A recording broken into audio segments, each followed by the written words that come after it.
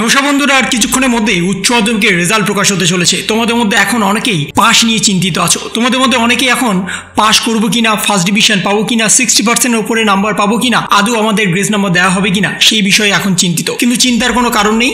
যে সূত্র মারফত খবর উঠে আসছে তাতে কিন্তু পাশের হার অন্যান্য বছরের তুলনায় এবছর অনেকটাই বেশি। তাই তোমাদের পাস করা নিয়ে আর কোনো চিন্তা নেই।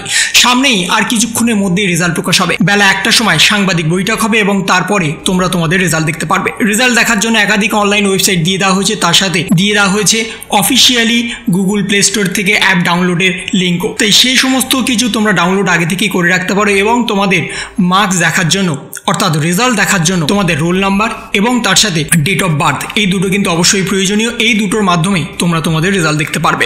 এবছর যেটুকু খবর উঠে আসছে তাতে কিন্তু তোমাদের রেজাল্ট অনেকটা বেশি ভালো হবে, অন্যান্য বছরের তুলনায় 91%-এর কাছে যেতে পারে কিংবা 90 পয়েন্ট সামথিং হতে পারে। এবং তার সাথে ফার্স্ট ডিভিশনের সংখ্যা ছেলেদের থেকে মেয়েদের বাড়তে পারে, এমনটাই কিন্তু খবর উঠে আসছে। মাধ্যমিকের ক্ষেত্রেও তোমরা দেখে এসছো যে ছেলেদের থেকে মেয়েদের সংখ্যা অনেকটাই বেশি ছিল ফার্স্ট ডিভিশনের ক্ষেত্রে, ঠিক তেমনই ফার্স্ট ডিভিশনের ক্ষেত্রে ছেলেদের থেকে মেয়েদের সংখ্যা অনেকটা বেশি হতে পারে, এমনটাই কিন্তু জানা যাচ্ছে। এবং তার সাথে গ্রেস নাম্বার ভুরি ভুরি করে দেওয়া হয়েছে। যদি কোনো ছাত্রছাত্রী কম নাম্বার পেয়ে থাকে তাদের গ্রেস নাম্বার দিয়ে পাস করানো হয়েছে, অল্প নাম্বার পেলেও পাস করানো হয়েছে। এই সমস্ত বিষয়ের উপরে বেশি করে ফোকাস করা হয়েছে 2024 সালে। কারণ 2024 সালে যদি কোনো ছাত্রছাত্রী কোনো কারণে অকৃতকার্য হয়ে যায় তাহলে তাকে নতুন সিস্টেমের মধ্যে দিয়ে পরীক্ষা দিতে হবে।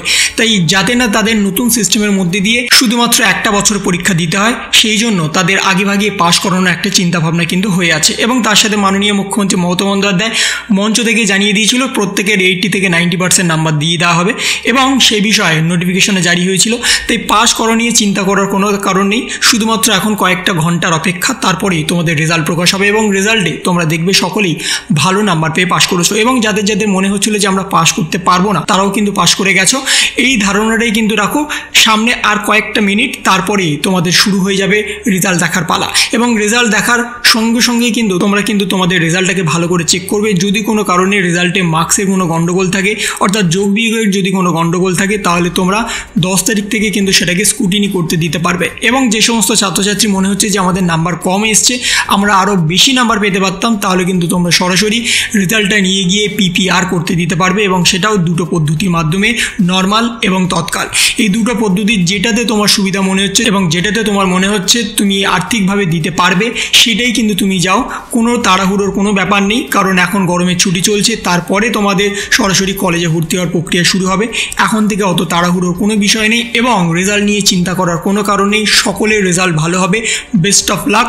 তাই একটু সময় ধৈর্য ধরে থাকো এবং তার সঙ্গে যদি তোমাদের ভিডিওটা ভালো লেগে থাকে তবে লাইক করো, শেয়ার করো এবং অবশ্যই সাবস্ক্রাইব করো। তার পাশাপাশি তোমার মতামত কমেন্টের মাধ্যমে জানাও।